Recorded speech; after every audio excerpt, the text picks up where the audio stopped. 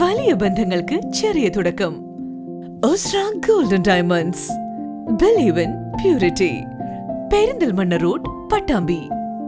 ചില തർക്കങ്ങൾ കൊണ്ട് മുടങ്ങിക്കിടന്ന കൊണ്ടോട്ടി നേർച്ച 14 വർഷത്തിന് ശേഷം തിരിച്ചെത്തുന്ന മനോഹരമായ കാഴ്ചയ്ക്കാണ് കഴിഞ്ഞ ദിവസം കൊണ്ടോട്ടി സാക്ഷ്യം വഹിച്ചത്.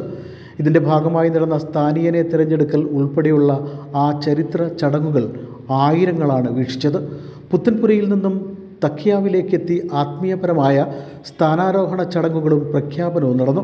ശേഷം മുഹമ്മദ് ഷാ തങ്ങളുടെ ഭവനത്തിലെത്തി പ്രാർത്ഥന നടത്തി കൊടിമരം ചുറ്റി കുബ്ബയിലെത്തി. സ്ഥാനീയൻ വൈകിട്ട് കൊടിമരച്ചുവട്ടിൽ വെള്ളത്തുണിയിൽ ചന്ദനത്തിൽ കൈമുക്കി അടയാളം പതിച്ച് കൊടികയറ്റിയതോടെയാണ് 1 മാസക്കാലം നീണ്ടു നിൽക്കുന്ന നേർച്ചയ്ക്ക് തുടക്കമായത്. KT അബ്ദുറഹ്മാൻ തങ്ങളെയാണ് സ്ഥാനീയനായി തിരഞ്ഞെടുത്തത്. നിയുക്ത സ്ഥാനീയനായി KT മുഹമ്മദ് ഹുസൈൻ തങ്ങൾ എന്ന കുഞ്ഞുമോൻ തങ്ങളെയും തിരഞ്ഞെടുത്തു. സ്ഥാനീയ തർക്കവുമായി ബന്ധപ്പെട്ട് 2011 നിലച്ചതാണ് കൊണ്ടോട്ടി നേർച്ച. നഗരസഭാ വൈസ് ചെയർമാൻ അഷ്റഫ് മടാൻ, മുൻ പഞ്ചായത്ത് പ്രസിഡന്റ് KK ആലിബാപ്പു, പൊതുപ്രവർത്തകർ തുടങ്ങിയവരുമായി നടത്തിയ ചർച്ചയെ തുടർന്നാണ് പ്രശ്നം പരിഹരിച്ചത്.